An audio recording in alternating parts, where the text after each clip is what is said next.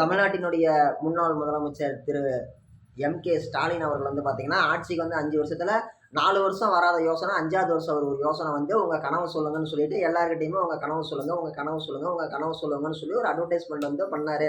இதுக்கெல்லாம் பின்னாடி யார் மூல காரணமா இருக்கிறாங்க எல்லாருக்குமே தெரியும். பிரசாந்த் கிஷோர்னு சொல்லக்கூடிய அரசியல் வியூக வகுப்பாளர் தான் வந்து பார்த்தீங்கன்னா இது எல்லாத்துக்குமே வந்து பார்த்தீங்கன்னா ஐடியாலஜி அவர் தான் முழுக்க இந்த ஐடியா எல்லாமே அவர் தான். ஸ்டாலின் அவர்கள் முதலமைச்சர் ஆகிறதுக்கு முன்னாடி இருந்து நமக்கு நாமே உங்களுடன் ஸ்டாலின் மக்களை நோக்கி ஸ்டாலின் அப்புறமேட்டு கிராம சபை கூட்டம் நடத்துறது இதெல்லாம் போய் இன்னைக்கு அட்மாஸ்பியர் என்ன வந்துருச்சு. இன்னைக்கு எடப்பாடி பழனிசாமியை யூடியூப்ல ஏதோ ஒரு பாட்டு போட்டாலும் ஃபர்ஸ்ட் வருது ஸ்டாலின் விளம்பரம் தான் வரும். ஸ்டாலின் தொடரட்டும் அப்படின்னு சொல்லி பாட்டு தான் வரும். அந்த அளவுக்கு வந்து பார்த்தீங்கன்னா ஸ்டாலின் அவர்கள் வந்து பார்த்தீங்கன்னா யூடியூப் விளம்பரத்திலே வந்துட்டாரு.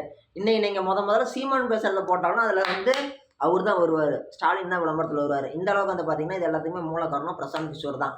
அப்படி இருக்கக்கூடிய அவருடைய ஐடியாலஜி என்னது, உங்கள் கனவு சொல்லுங்கன்னு சொல்லி நீங்கள் மக்கள்கிட்ட கேளுங்கன்னு சொல்லி பிரசாந்த் கிஷோர் சொல்லியிருக்கிறாரு. அதன்படி வந்து பார்த்தீங்கன்னா ஸ்டாலின் அவர்கள் கேட்டிருக்கிறாரு. அவர் அந்த கனவை நிறைவேற்ற போகிறது கிடையாது, அது வேற விஷயம், அதை விடுங்க.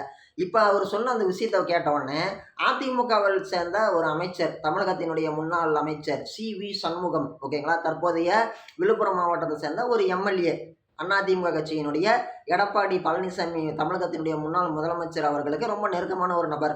அவர் என்ன பண்ணிக்கிறாரு, இந்த மாதிரி விழுப்புரத்தில் ஒரு கண்டன ஆர்ப்பாட்டத்தில் கலந்துக்கிட்டவர் இந்த மாதிரி ஸ்டாலின் அவர்கள் செஞ்ச அத்தனை விஷயத்தையும் விட்டு கிளின்னு கிழிச்சு தள்ளியிருக்கிறாரு. ரொம்ப அவதூறாக பேசியிருக்கிறாரு. பேசின அவர் என்ன பண்ணியிருக்கிறாரு, ஒரு விஷயத்தை பதிவு பண்ணுறாரு.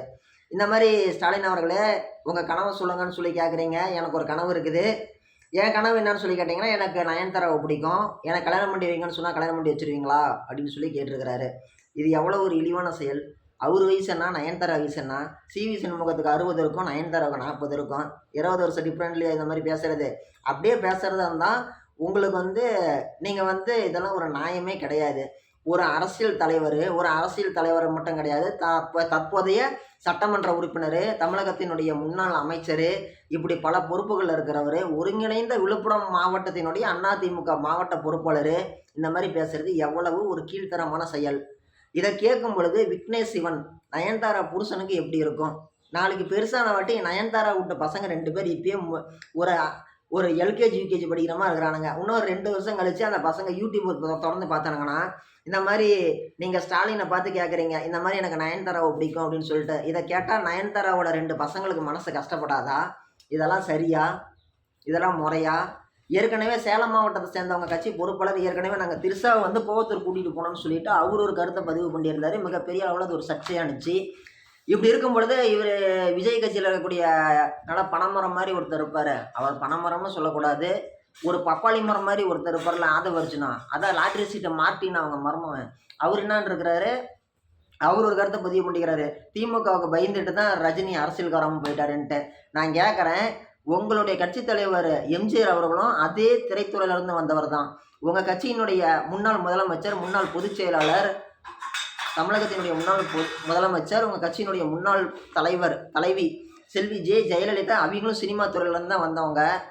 அவங்க எவ்வளோ ஒரு கட்டுப்பாடோட ஒழுக்கத்தோட அந்த கட்சியை வச்சுருந்தாங்க. நீங்கள் இப்படி அவதூறாக பேச தெரியாமல் பேசிகிட்டு இருக்கிறீங்க. ஒருவேளை உங்களுக்குலாம் பேச தெரியாமல் பேசுவீங்கன்னு சொல்லிட்டு தான் அந்த அம்மா உயிரோட அந்த வரைக்கும் யாருமே எதுலேயுமே பேட்டி கொடுக்கலையா? அந்த அம்மா இருந்த வரைக்கும் இந்த மாதிரி யாராச்சும் ஒருத்தர் போட்டி பேட்டி கொடுத்துருப்பீங்களா? கருணாநிதி உயிரோடு இருந்தப்போ யாராச்சும் இந்த மாதிரி பேட்டி கொடுத்துருப்பாங்களா? கிடையாது.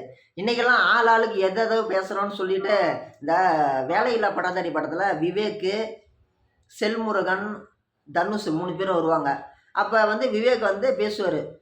அப்போ இவனுங்க முகரக்கட்டையெல்லாம் பார்த்தா அவ்வளோ நல்லவனுங்களாட்டமே தெரியலையேன்னு சொல்லிட்டு உடனே தனுஷ் சொல்லுவார், சார் நீங்கள் மைண்ட் வாய்ஸ்ன்னு நினச்சி சத்தமாக பேசிகிட்டு இருக்கிறீங்கம்பாரு.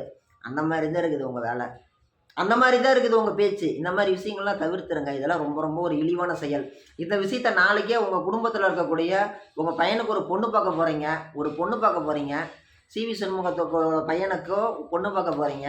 பொண்ணு பார்க்க போகும்போது அந்த உங்கள் பையனை கல்யாணம் பண்ணிக்க போகிற பொண்ணு இந்த விஷயத்தை பார்த்துச்சு அப்படின்னா, என்னப்பா மாமனார் இவ்வளோ மட்டமாக நடந்துக்கிறாரு அப்படின்னு சொல்லி நினைக்காது? அந்த குடும்பத்தை சேர்ந்தவங்க அவங்கள பற்றி கேவலமாக நினைக்க மாட்டாங்க? அவங்க மனசு வருத்தப்படாது? முகம் சுளிக்கிற மாதிரி இருக்காது? இதெல்லாம் தவறுங்க. அரசியல் அப்படின்னா அரசியலாக தான் கருதணும். அரசியலை எப்படி எதிர்கொள்ளணும்? அவங்க சொல்லக்கூடிய விமர்சனங்களுக்கு பதில் விமர்சனம் வைக்கலாம். அவங்க செய்யக்கூடிய தவறுகளை சுட்டி காட்டலாம். அவங்க செய்ய மறந்த செயல் திட்டங்களை நீங்கள் சுட்டி காட்டலாம். அவங்க செய்யாமல் விட்ட விஷயத்தை இப்படி செய்யலாம்னு சொல்லலாம். அவங்க செய்ய தெரியாத விஷயத்தை இப்படி செய்யுங்கன்னு எடுத்து சொல்லலாம். இதையெல்லாம் விட்டுட்டு ஸ்டாலின் உங்கள் கனவு சொல்லுங்கன்னு சொன்ன உடனே எனக்கு நயன்தாரா தான் வேணும் அப்படின்னா தவறான செயல். இதெல்லாம் வந்து அரசியல் மாண்பே கிடையாது.